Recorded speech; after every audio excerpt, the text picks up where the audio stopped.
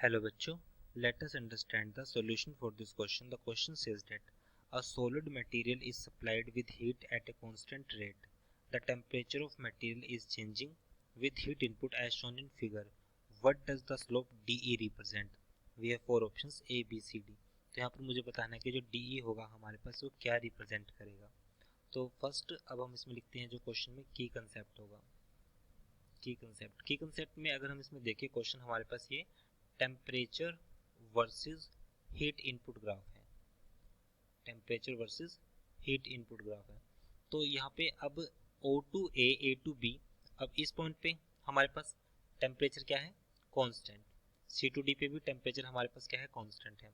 उसके बाद अगर OA की बात करूँ, OA और DE की, इस केस में हमारे पास जो हीट इनपुट है वो डायरेक्टली प्रोपोर्शनल है टेम्परेचर.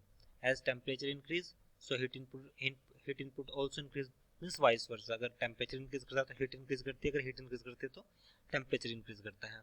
सो एज इस केस में हमारे पास जो हम फॉर्मूला अप्लाई करेंगे that is D Q equals to C D T. D T हमारे पास होता है चेंज इन टेम्परेचर, सी हमारे पास है capacity of vapour, heat capacity of vapour, heat capacity of vapour.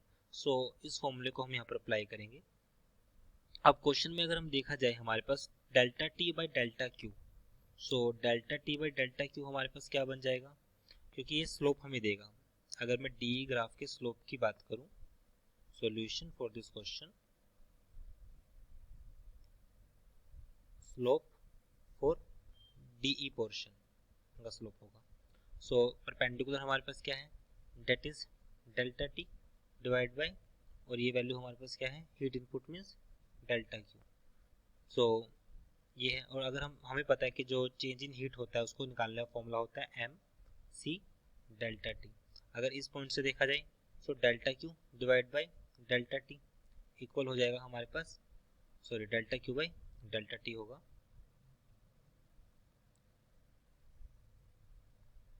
Equal हो जाएगा एम सी. अगर इसको इन्वर्स कर दे इक्वेशन को, सो इन्वर्स करने के बाद हमारे पास जो इक्वेशन को अगर हम इन्वर्स करें तो वैल्यू हमारे पास आएगी delta T by delta Q equals to 1 by M C, जहाँ पर सी हमारे पास क्या है, specific sorry heat capacity of vapour. C is heat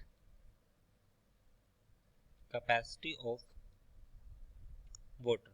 अगर जो हमने फॉर्मूला लिखा था like D Q equals to C D T, अगर यहाँ से देखा जाए so D T by D Q that is also equals to 1 by C. It means वो इन्वर्स होगा, inverse of heat capacity of water.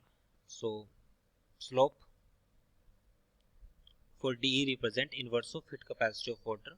So answer is option D, because वो inverse के inversely proportional dt by dq के. So option D is right. I hope you understood this explanation. Thank you.